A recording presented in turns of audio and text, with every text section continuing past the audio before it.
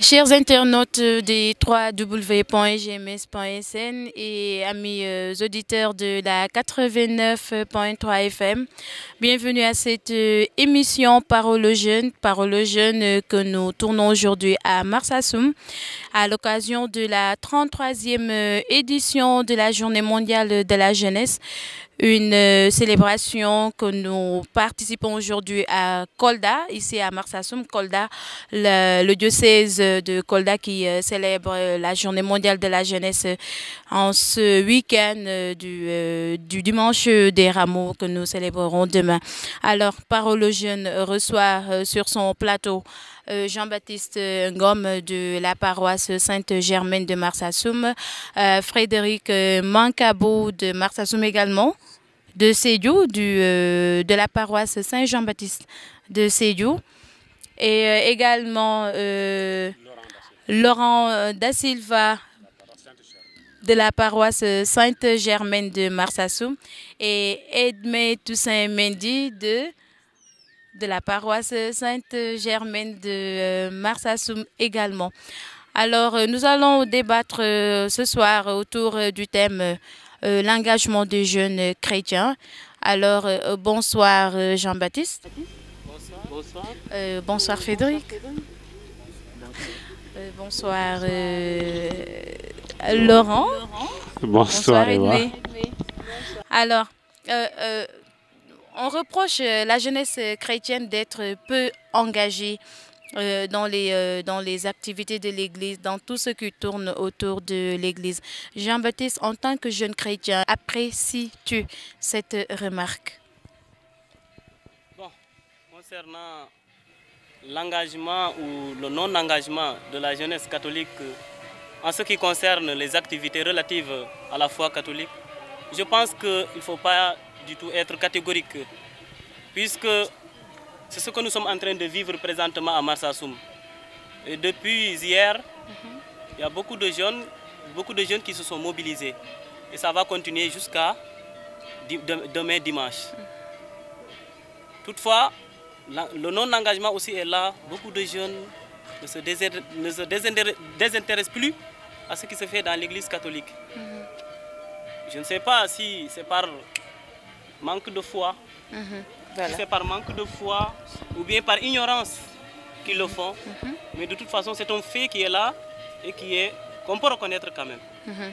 Alors, Laurent Da Silva. Laurent Da Silva, on dit que les jeunes chrétiens sont peu engagés. Est-ce vrai? Bon, c'est des remarques qui sont là. Alors, chacun est libre de faire ses remarques. Alors, par rapport à ça, il y a vraiment un engagement. Parce qu'une remarque, c'est une remarque. Alors, pour ce qui est de l'Église, alors voyez même l'image aujourd'hui. Mais combien de jeunes se sont présentés aujourd'hui? Il y a vraiment un engagement qui est là. Je dis bien, une remarque, c'est une remarque. Hein? Mais les jeunes, depuis hier, depuis même avant-hier, depuis toute la semaine, mais regardez l'espace qui a reçu tout ce monde-là, tous les paroissiens, tous les pèlerins qui sont venus de Vélingara et des autres paroisses. Alors, c'est les jeunes un peu partout, de gauche à droite, on voit les jeunes.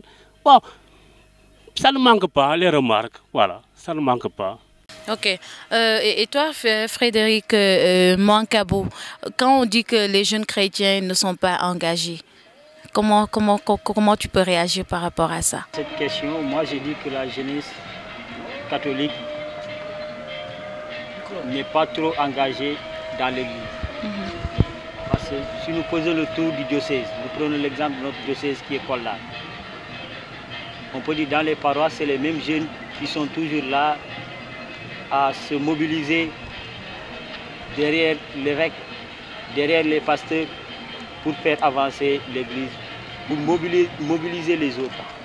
Mais l'engagement reste. C'est une question qui est vraiment cruciale maintenant et qui fait l'objet de beaucoup de débats dans nos églises, dans nos paroisses.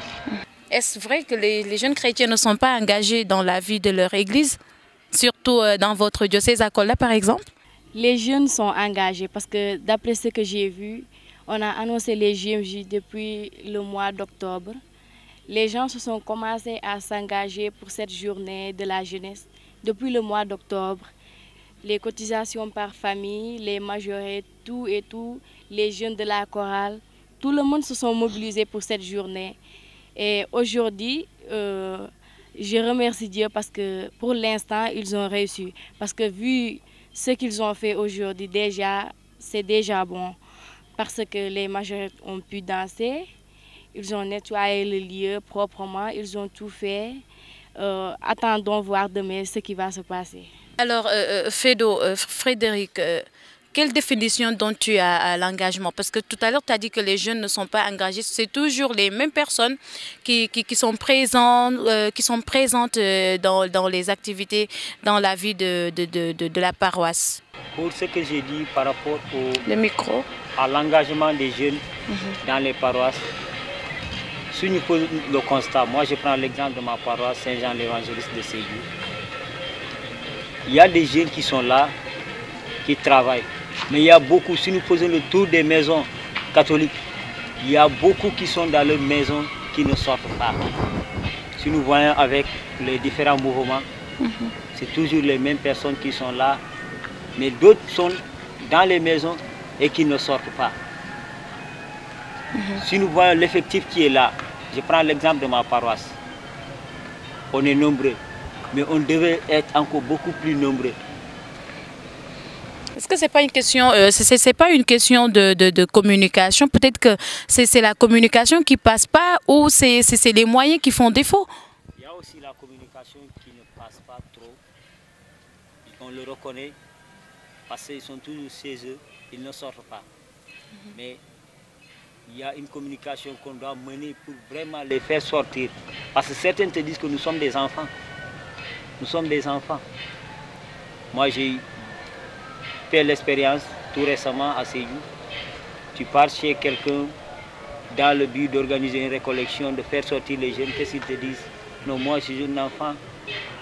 Alors qu'il a 17 à 18 ans même. Certains même 19 ans. Ils te disent que non, moi, je ne suis pas jeune. Et d'autres qui se vieillissent trop, tôt du moins. Ils sont là à 29 ans, 30 ans, ou bien 35 ans, ils commencent à dire que non, moi je suis vieux, je ne suis plus jeune. Cela pousse aux autres qui sont derrière à rester aussi chez eux. Parce que quand un jeune est engagé, tu es là, tu pousses tes jeunes frères à t'imiter et à te suivre. Mais quand tu dis que non, je suis vieux, j'ai 35 ans, je ne peux plus, ou bien je me suis marié, je ne peux plus faire certaines activités de jeunesse, ça pousse aussi aux autres enfants de dire que non, nous aussi on reste chez nous, parce qu'ils n'auront pas quelqu'un qui va les tirer pour les faire, pour les amener, pousser à vraiment travailler pour l'Église catholique. Laurent, qu'est-ce qui est fait au niveau de Marsassoum pour quand même accompagner les jeunes dans la vie de l'Église? Quand vous dites que vous êtes engagé. Alors à ce point-là, il y a vraiment une sensibilisation. Les jeunes sont sensibilisés. Alors ce qu'il faut peut-être comprendre, c'est que nous sommes dans le milieu, c'est dans le Diassi. C'est dans le Diassi. En majeure partie, c'est le manding. Et c'est la religion musulmane qui domine. Alors, quelque part, il faut comprendre ça comme ça. Alors, mais il y a vraiment une sensibilisation. Depuis, comme l'autre l'a dit, depuis octobre, novembre, décembre, les gens chantaient tellement le nom de JMJ. Voici les JMJ aujourd'hui. Alors, regardons l'espace aujourd'hui. C'est plein des jeunes de Marsassoum, de la paroisse Saint-Germain de Marsassoum. Alors, fiers de recevoir toutes les autres paroisses. Alors, la sensibilisation passe. Alors, quelque part aussi, quand tu vois qu'il y a moins de jeunes certainement dans les autres paroisses qui sont venus, mais c'est d'abord un problème de moins de déplacement. Les moins de déplacement, ensuite l'état des routes aussi, les conditions aussi. Alors, sinon, ça va ici, ça va dans la paroisse. Jean-Baptiste, au niveau de ta paroisse, qu'est-ce qui est fait pour quand même inciter les jeunes à mieux s'engager dans la vie de l'Église? Comme mon frère l'a dit tout à l'heure, il y a une communication qui est là, une sensibilisation de fond en comble, mais les moyens aussi font défaut. Nous avons un problème très sérieux de moyens. Et pour les JMJ, c'est un événement qui rassemble beaucoup de monde. Et ça demande des moyens financiers. Et nous autres jeunes, nous sommes confrontés à ce problème. Même s'il y a la sensibilisation, il y a la communication qui est là, il ne s'agit pas d'informer les gens. Mais il faut qu'ils aient au moins le minimum pour pouvoir assister à ces événements-là qui sont très demandants. En tout cas, il y a beaucoup de moyens qui sont faits, c'est dans le cadre de la sensibilisation, je veux dire. La communication, des réunions périodiques. Donc les jeunes sont bien informés, même s'il y a toujours des brebis égarées. Ça, il faut le reconnaître. Qu'est-ce que nos prêtres font pour inciter les jeunes à mieux s'engager? Quand on parle d'engagement, à quoi on fait référence à ton niveau? Oui, là aussi, il y a je dirais, là où le bas blesse, c'est parfois aussi nos pasteurs sont un peu distants des fidèles laïcs, surtout par rapport aux jeunes. Les jeunes ne sont plus écoutés, les pasteurs sont un peu distants. Et dans ce cas, vous voyez, les jeunes vont aller à l'égarement. Et ce n'est pas souhaitable, mais il y en a même qui vont changer de foi, ou bien à la longue, de ne plus être ni chrétien, ni musulman, ni quoi que ce soit, être entre parenthèses. Des gens qui ne pratiquent pas. Qui ne pratiquent pas. Donc je profite de l'occasion pour inviter encore à nos pasteurs, même si le diocèse de Kolda, c'est un diocèse qui est très jeune, depuis 2003, ça ne date pas longtemps. Donc les pasteurs, nous les invitons à venir vers nous, et non le contraire, parce que on a soif de la parole de Dieu. Edmé, il dit que les pasteurs sont un peu distants avec les jeunes. Est-ce vrai? En ce que je vois, non, je ne crois pas. Parce que les pasteurs, à chaque fois, ils font rappel aux jeunes de venir. Des fois, c'est aux jeunes de reculer, comme il a dit tout à l'heure, que d'autres disent qu'on est vieille, ou bien d'autres disent qu'on n'a pas l'âge, alors que être jeune, c'est s'engager, avoir foi en Dieu. Tant qu'il n'y a pas de foi ou l'engagement de soi, tu ne peux pas aller. Regardez-moi par exemple, je suis venue ici tout récemment, l'année dernière, mais je n'étais pas engagée à Bignona, dans la paroisse Notre-Dame de Lourdes. Je partais simplement à l'église, je retourne à la maison, je ne me suis pas engagée. Mais quand je suis venue ici, je suis venue une fois à la réunion liturgique et j'ai commencé à m'engager. J'ai eu ma foi, je me suis engagée, j'ai commencé à lire et à servir à l'église. Alors que je ne faisais pas ça à Bignona, là où j'étais. Mais quand je suis venue ici, j'ai commencé à faire ça. Je lis, je servais en même temps. Et ça continue. J'ai commencé à sensibiliser d'autres, comme ma cousine qui était à la maison. Elle était très timide. Elle ne voulait même pas. Quand tu l'as dit, elle dit non, non, je n'ai pas encore fait la communion, non, non. Mais après la communion, elle a refusé. Je l'ai forcée, et puis elle est venue, elle s'est engagée. Donc l'engagement, c'est la foi pour les jeunes. Alors je ne vois pas les pasteurs qui disent qu'ils sont distants envers les jeunes. Je ne vois pas ça parce que à chaque fois, les pasteurs font rappel en disant les jeunes, venez, venez, venez. C'est aux jeunes qui reculent. Quand les pasteurs demandent aux jeunes de venir et qu'il n'y a quand même personne pour les guider, est-ce que c'est intéressant, Frédéric? Moi, je dirais que ce n'est pas intéressant. Comme l'a dit ma sœur, les jeunes ne sont pas, moi je continue à le dire, ils ne sont pas engagés. Si je prends l'exemple de nos frères musulmans, quand le culte appelle, ils viennent répondre. Mais les jeunes catholiques, quand on appelle, on a du mal à venir. On a du mal à répondre. Je dis c'est toujours les mêmes têtes. Et les pasteurs doivent continuer dans ce sens, comme ils l'ont fait. Ils l'ont toujours fait. Ils se battent pour vraiment mobiliser la jeunesse catholique. C'est eux. Ils ne doivent pas arrêter de parler ou dire que j'ai trop parlé, je ne peux plus continuer à parler. Ils doivent continuer à parler. C'est là, Certains sont là, tu vas parler une fois, deux fois, trois fois avant qu'ils n'écoutent. Même à l'école, un professeur peut expliquer. Mais avant que la personne comprenne vraiment ce qui se passe, il peut prendre 3 cours, 3 séances ou 4 séances même. Pour comprendre. Pour comprendre. Et j'insiste vraiment à ces pasteurs-là de continuer à faire le travail. Est-ce que s'engager, c'est être lectrice, être choriste, être dans les mouvements d'action catholique seulement? Ça fait partie de l'engagement. Mais c'est tout être au service de l'Église catholique. Comment? Quand l'Église appelle, tu réponds. Par exemple, avec les mouvements sont là. C'est là-bas qu'on apprend à être dirigeant. C'est à travers ces mouvements qu'on apprend à être dirigeant. Moi, je prends mon exemple. C'est à travers ces petits mouvements que j'ai commencé dans ma paroisse à Séyou, qui m'a permis, même lorsque j'ai quitté Séyou, pour aller faire les études supérieures, je n'ai pas eu de problème. Je suis arrivé, j'ai intégré l'amicale des étudiants catholiques à l'université Assane Seck de Ziguinchor. J'ai travaillé jusqu'à cette année où je suis retourné encore à Séyou.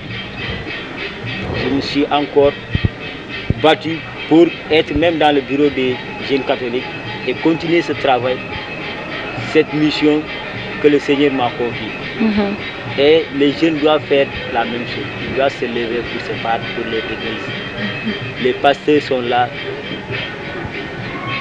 Si nous voyons l'âge qu'ils ont, c'est des jeunes personnes qui sont là.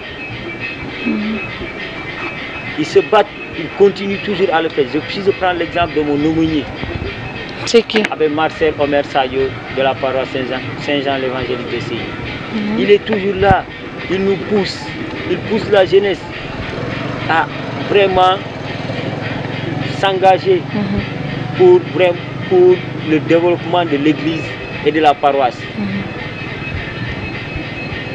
Et je le félicite pour tout ce qu'il est en train de faire. Et nous prions encore que ça continue. Parce qu'il a fait, on a vu les débuts. C'est difficile, mais qu'il ne s'arrête pas, qu'il continue à se battre, à sensibiliser cette jeunesse, à discuter, à aller vers ceux qui sont là, qui sont égarés. Parce qu'il y en a, hein? Il y a certains qui sont égarés. Et le Seigneur l'a dit. Il nous demandera, qu'as-tu fait de ton frère? C'est quoi la raison? C'est un manque d'approche ou bien c'est un manque de motivation ou c'est peut-être qu'ils ne se sentent pas dans leur église? Ce n'est pas question de ne pas se sentir dans leur église. Mais si nous posons le constat de la jeunesse sénégalaise actuelle, c'est le problème là qui se pose. Les gens préfèrent rester chez eux, s'occuper que de leurs études. Moi je dis, j'ai toujours l'habitude de le dire aux jeunes, si tu dis que tu es intellectuel, tu penses que c'est au niveau de tes cours que tu suis à l'école que tu vas réussir, tu te trompes largement. Tu auras tes diplômes, demain on va te confier une tâche. Si tu n'as pas l'habitude de gérer les mouvements, d'être dans les mouvements, de travailler dans les associations, comme la CPJ, la chorale, le mouvement CVAB, le scoutisme et consorts, tu ne peux pas. On va te donner, tu auras une direction qu'on va te donner parce que tu as des diplômes, mais tu vas souffrir. Tu vas souffrir parce que tu n'as pas l'habitude. C'est à travers l'église qu'on apprend à être dirigeant. L'église, c'est une école, donc c'est un lieu où on apprend. Y a-t-il un âge pour quand même s'engager dans la vie de notre église? Bon, là, il n'y a pas un âge pour s'engager dans la vie de l'église. Puisque c'est Saint Paul même qui le dit, ne regardez pas son jeune âge pour parler d'un de ses disciples. Donc il n'y a pas un âge pour s'engager. Et même le Seigneur, quand il t'appelle, il n'attend pas que tu sois un président de la République. Il a appelé le jeune Samuel. Le jeune ne savait même pas de qui il s'agissait. Il a fallu par l'intervention comment dirais-je, du grand Élie pour qu'il puisse comprendre. Le Seigneur, il t'appelle au jeune âge. Donc il n'y a pas un âge pour s'engager. Le Seigneur peut t'appeler dès l'instant que tu es un tout petit. Il met les mots dans ta bouche et tu parleras pour son nom. Mais c'est parce que parfois aussi on ne connaît pas exactement le fondement de notre foi. C'est pourquoi il y a une indifférence qui est là. Et surtout maintenant, avec les technologies de l'information, on préfère passer des heures avec les internautes, avec les amis virtuels qu'avec le Seigneur. Passer plus de temps avec nos amis virtuels que passer son temps avec le Seigneur. Est-ce un blocage pour nous jeunes chrétiens de ne pas s'engager ou de manquer de motivation ou même d'envie de s'engager dans la vie de notre Église? Bon, vous savez, l'engagement des jeunes dans l'Église. Vous savez, si je suis né, par exemple, dans une famille où tous mes anciens ne connaissent pas l'Église, alors que l'Église est là, c'est un problème pour moi de pouvoir m'engager du tic au tac. Mais par contre, il y a certains qui sont nés, les parents vont à l'église chaque jour. Mais quand on est désintéressé, on ne va pas. Mais comment motiver ce dernier-là à s'engager dans ce qui se passe à l'église? Je crois que les adultes ont leur part de responsabilité face à ça. Les parents ont leur part de responsabilité. Parce que quand tu vas à l'église, ton enfant est là. Il te dit que je ne vais pas à l'église. Toi, ton parent, tu vas à l'église. Tu laisses ton enfant qui ne va pas à l'église. Mais vous avez une part de responsabilité. Vous avez une part de responsabilité. C'est vrai que ce n'est pas une conversion où on dit non, on ne doit pas forcer une personne de se convertir. Non, mais toi tu es né chrétien, tu vas à l'église, tu dis à ton enfant, mais on va à l'église. Ce n'est pas une force, mais c'est une sensibilisation, comme je l'ai dit tout de suite. La communication, il faut se parler avec les enfants, avec les jeunes, parce que le futur de cette paroisse ou le futur de l'église, c'est la jeunesse. La jeunesse, s'il n'y a pas de jeunes, il n'y a même pas de développement s'il n'y a pas de jeunes. Il n'y a pas de développement sans les jeunes. C'est comme un arbre qui fleurit comme ça, sans donner les fruits après. Mais cet arbre-là sert à quoi après? Peut-être de l'ombre. C'est que ça. Est-ce qu'il y a-t-il un âge pour s'engager? Très bien. Par rapport à ça aussi, il n'y a pas un âge pour s'engager. Par rapport à moi, il n'y a pas un âge pour s'engager. Parce que l'engagement à l'église, c'est la foi. C'est la foi. On peut être âgé de 5 ans, tu vois déjà. J'ai ma petite fille qui a 4 ans. Mais chaque dimanche, c'est la première à se lever pour dire, papa, aujourd'hui c'est dimanche, je vais à l'église. Mais cette fille qui a l'âge là, elle a l'habitude, à chaque dimanche, elle se rappelle qu'aujourd'hui c'est dimanche, je dois aller à l'église. Mais elle va continuer comme ça, elle va grandir comme ça, et je sais qu'elle va s'engager après, c'est sûr. J'en suis fier quand même. Hein. Nous allons parler d'une question d'actualité. On sait tous que le système éducatif est perturbé actuellement.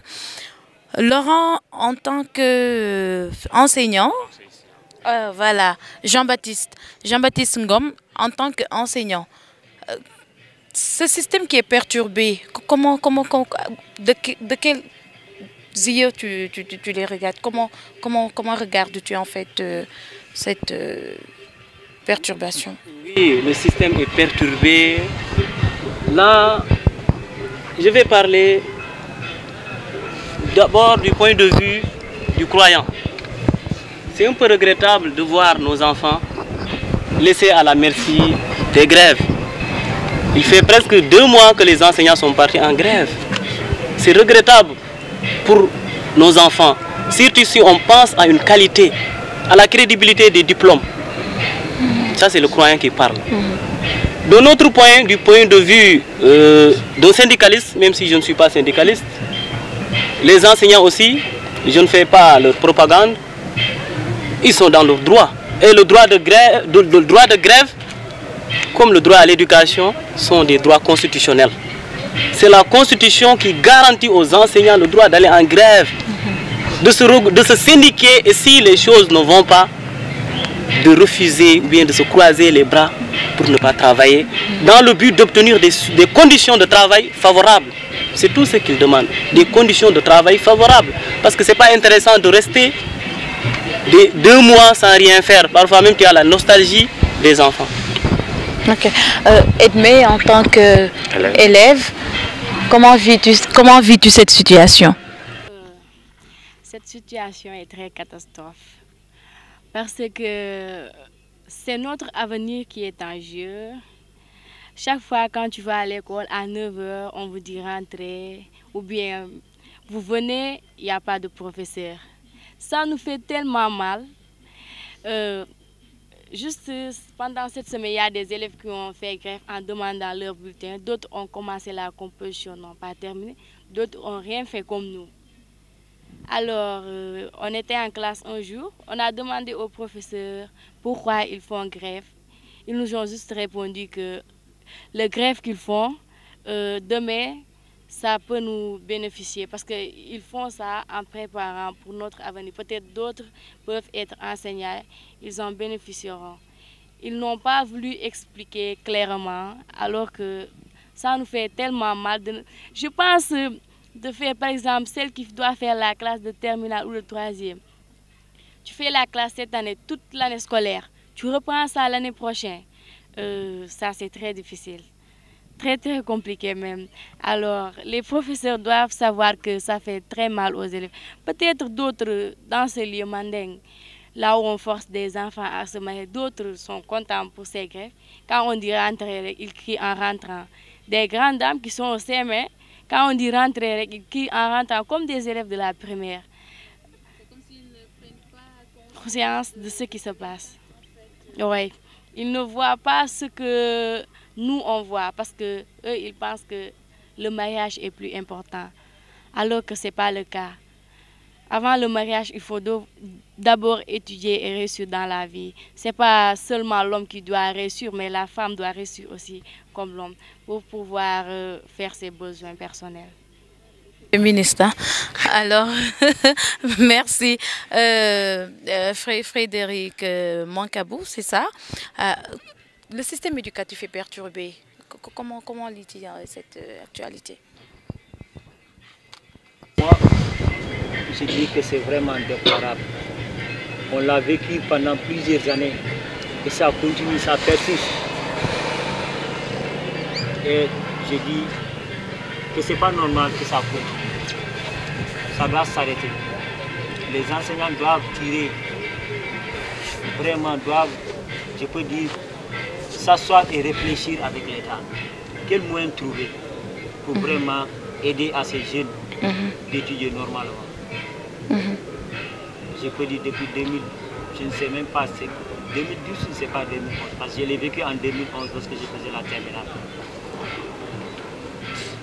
Un élève qui étudie, tu prends ton bulletin au mois de juin, du premier semestre, c'est vraiment crucial. Et cette année, je vois que c'est encore pire. Les professeurs qui refusent de faire les compositions. Et ils doivent vraiment s'asseoir et réfléchir encore avec eux. Ne penses-tu pas qu'ils sont dans leurs droits quand même, qu'ils ont les raisons qui leur poussent à aller à observer des heures de grève quand même? Ils sont pleinement dans leurs droits, mais il y a une chose, le pays nous appartient. Ce sont nos enfants, ce sont nos jeunes frères, ce sont leurs jeunes frères du moins. Ils doivent se lever pour voir la situation de ces derniers. Car ça ne peut pas continuer. Ça ne peut pas continuer. Je n'ai rien contre les enseignants, c'est mes amis, je travaille toujours avec eux. Je suis dans d'autres domaines, mais à chaque fois je travaille avec eux parce que j'ai même des élèves que j'encadre. Et j'interviens aussi dans le lycée où j'ai fait mon cursus comme encadreur, j'encadre des élèves là-bas. Mais je dis que c'est trop grave parce que le niveau des élèves continue de plus en plus à s'enfoncer. Un élève de la terminale, quand il te parle, tu as du mal.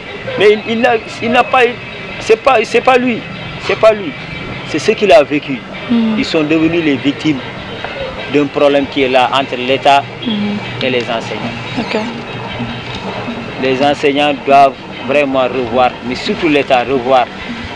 Et si nous voyons l'actualité, comment ça se passe, on dirait que ces enseignants-là, ils attendent que les élections approchent pour vraiment se lever, dire que oui, c'est le moment, c'est l'année électorale approche, on doit faire le bras de fer avec l'État pour réussir ce qu'on a. Je pense qu'on ne peut pas tout avoir. Ils ne sont pas les seuls fonctionnaires du Sénégal. Il y a d'autres corps qui sont là. Mais ensemble, s'ils prennent vraiment les choses en main, sauver l'année, c'est mieux. S'ils sauvent l'année, c'est mieux que rester comme ça à pousser aux enfants. Parce qu'ils sont là. Il y a certains élèves de la terminale qui sont là. Imagine-toi, jusqu'à présent, ils n'ont rien fait, ils n'ont pas fait de composition. Ils vont prendre les notes des devoirs pour les mettre là-bas, dans les bulletins. Ce qui a été décidé dans certains établissements. Mais on doit revoir la question là. Moi j'ai espoir qu'au retour des fêtes, l'école sera stable. Et j'interpelle l'État, j'interpelle le ministre et son équipe, mais les différents syndicats aussi. Okay. Parfois les gens pensent que quand tu recules, tu montes ta faiblesse. Mais au contraire, tu cherches la force. Et cette force te permet de résoudre d'autres problèmes qui sont là. Je pense que si l'État prend le recul et les enseignants aussi de l'autre côté prennent le recul, ça pourra permettre vraiment aux élèves de reprendre les cours normalement à partir du 9 et de terminer l'année en beauté. Laurent, à la veille des élections, les enseignants observent depuis 2 mois des heures de grève et ils sont en grève depuis 2 mois. Est-ce une stratégie de demander à l'État de prêter attention à eux? Est-ce peut-être un moyen de prendre notre cher gouvernement en otage, entre guillemets? Bon, vous savez, les grèves, chaque fois, quand il y a grève, c'est parce qu'il y a quelque chose qui ne va pas. Si ça va, il n'y a pas de grève. Alors, rappelez-vous que l'année dernière, c'était une année avec 0 grève.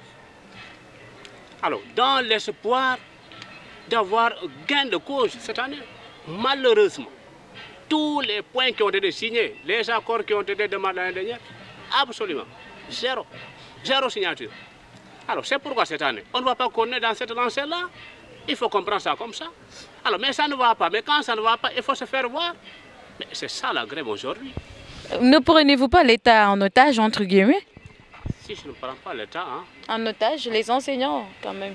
Parce que j'ai l'impression que vous êtes enseignant de profession. Vous espérez, hein? Vous? Vous espérez que je suis enseignant? Vous êtes enseignant de profession ou bien? Je suis enseignant, oui. Voilà. Alors, je ne te parle pas dans le cas particulier, mais je parle dans le général. Est-ce que les enseignants n'essayent pas quand même de prendre l'État en otage, d'insister pour qu'au moins cette année, que leurs revendications puissent être prises en compte? Oui, mais c'est exactement ça. C'est exactement ça. C'est exactement ça. Parce que les enseignants ont demandé plein de choses. Mais jusque-là, il n'y a pas de changement. Il n'y a pas de changement. Imaginez-moi qui suis là. Depuis combien d'années là? Je suis dans le service. Je n'avance même pas. Comme on ne recule pas, on sait toujours avancer. Mais jusque-là, ça n'avance pas. Tu fais des examens, tu fais entrer les dossiers jusqu'à présent. Voilà. On te dit patienter, patienter, patienter. Mais nous allons patienter jusqu'à quand? Jusqu'à quand? Ils demandent aux gens patienter, patienter, patienter. Les gens vont patienter jusqu'à quand? Ils ont négocié avec les gens l'année dernière. Mais qu'est-ce qu'ils ont fait après? Absolument. Absolument. Est-ce que les gens vont continuer à négocier comme ça, à négocier, à rester autour des tables, voilà, discutons. Mais il faut que ça se passe comme ça. Et voir qu'est-ce que l'État va faire maintenant. C'est un peu ça. Il n'y a même pas de rappel, il n'y a même pas de validation, il n'y a pas d'avancement. Les intégrations, surtout l'intégration. Alors vous pensez que vous êtes vraiment dans votre droit d'observer ces mouvements d'humeur? Mais oui. Mais oui. Nous observons. Nous observons. Nous observons. Jusqu'où êtes-vous prêt à aller? Je m'engage. Et je sais que ce n'est même pas moi seul. C'est tout le monde qui s'engage. C'est tout le monde. Tout le monde est mobilisé. Hein. Vous voyez, quand on débrasse à 9h, à 9h, les gens sont déjà au portail. Les gens sont déjà au portail. Oui. Alors, Jean-Baptiste, il est engagé. Il s'engage, vu que nous parlons d'engagement aujourd'hui, le mot de la fin, parlant de l'engagement du jeune chrétien. Nous allons boucler, laisser les enseignants dans le mouvement d'humeur. Et nous allons parler de notre engagement dans la vie de notre Église. Le mot de la fin, juste en résumé. Bon, là où je vais en conclure concernant cette question de l'engagement, je pense que l'engagement, même, ce n'est pas seulement dans la vie de l'Église concernant, en ce qui concerne les mouvements d'action catholique, la messe. Mais l'engagement va au-delà. Aller au séminaire pour devenir prêtre, s'engager dans le mariage, dans la vie consacrée. Et je pense que nous avons un potentiel de jeunes qui est là. Seulement une invitation que je réitère au niveau de nos pasteurs, au niveau de nos sœurs conseillères, de ne pas laisser la jeunesse à elle-même, mais de venir vers elle. Parce que, comme je l'ai dit tantôt, nous avons soif de cette parole de Dieu. Et comme Saint Paul l'a dit, si tu savais le don de Dieu, il y a beaucoup qui sont appelés, mais peu répondent. Et le chant du Seigneur est très vaste. Le chant du Seigneur est très vaste. Mais on a toujours besoin, c'est par là que je vais en terminer, on a toujours besoin de faire comme Samuel, d'aller vers les pasteurs pour pouvoir discerner l'appel de Dieu. Laurent, le mot de la fin sur l'engagement des jeunes. Ce n'est que pour revenir encore un peu sur la notion d'engagement. L'engagement, c'est d'abord la foi. C'est d'abord la foi. Alors j'invite tous les chrétiens, sinon tous les jeunes, parce qu'aujourd'hui, ce sont les journées mondiales de la jeunesse. Alors là, il faut une invitation aux jeunes de s'engager dans la foi, de s'engager dans la vie de l'Église. C'est important, c'est important. On doit commencer à l'Église, on doit terminer à l'Église. C'est ça la foi. C'est important. Frédéric, le mot de la fin, parlant toujours de l'engagement des jeunes chrétiens dans la vie de leur Église. Moi, je dirais aux jeunes, engageons-nous pour notre Église. Surtout les jeunes du diocèse de Kolda. Nous avons un évêque qui a été ordonné évêque trop jeune. Mais aidons-lui et aidons ces jeunes prêtres-là qui sont là à vraiment bouger l'Église catholique. Cela se fera si chacun se prend le temps de vraiment imiter son frère qui est à côté de lui et qui se lève chaque jour pour aller vers l'église. Il ne faut pas rester à la maison pour dire que je suis engagé. Quand on est engagé pour l'église, on doit être à l'église. On doit le prouver. Travailler dans l'église.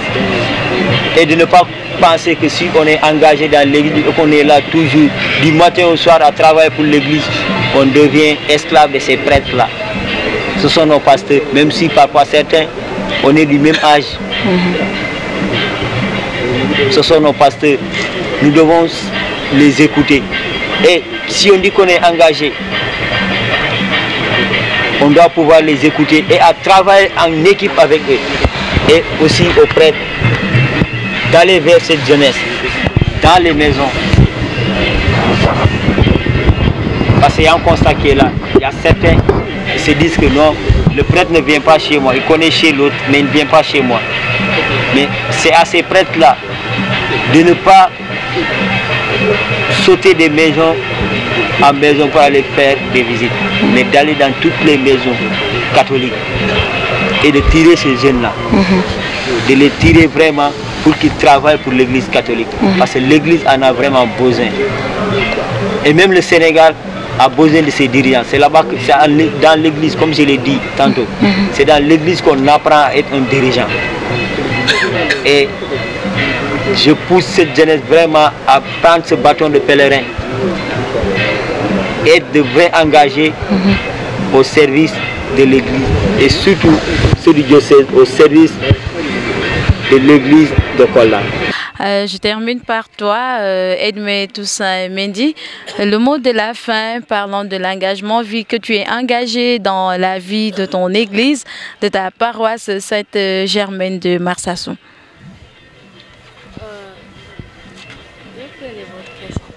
Le mot de la fin, qu'est-ce que tu peux lancer comme message aux jeunes qui ne sont pas engagés, vu que toi tu es engagé dans la vie de ta paroisse, ici par exemple à Marsassoum, dans ta paroisse Sainte-Germaine? Comme il le disait tout à l'heure, que L'engagement, c'est la foi.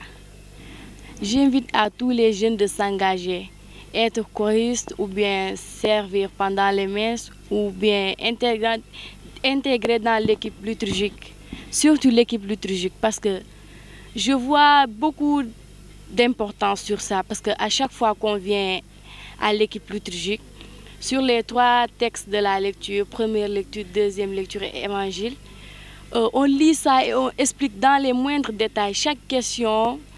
On vous demande ce que vous avez compris et ce que vous n'avez pas compris. Il y a les sœurs qui sont là, les prêtres. Ils vous expliquent, parce qu'il y a nos frères musulmans qui sont à côté des fois. Quand vous êtes en train de discuter comme ça, ils vous posent des questions entre ces 2 religions.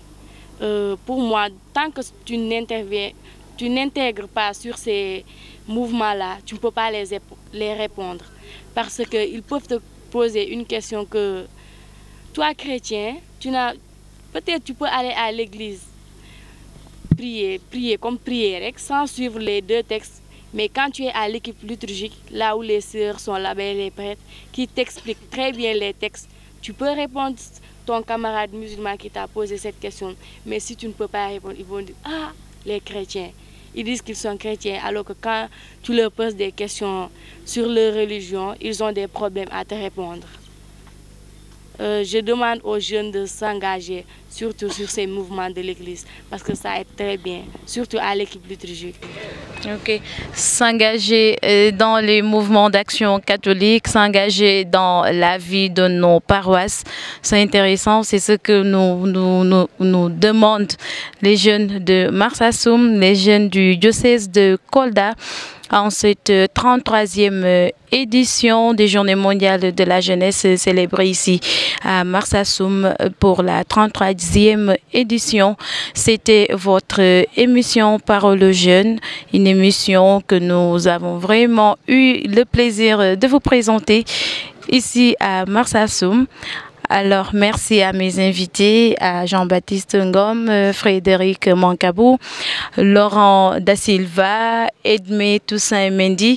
Merci à vous, chers internautes des www.gms.sn. C'est tout pour cette édition, amis auditeurs de la 89.3 FM également.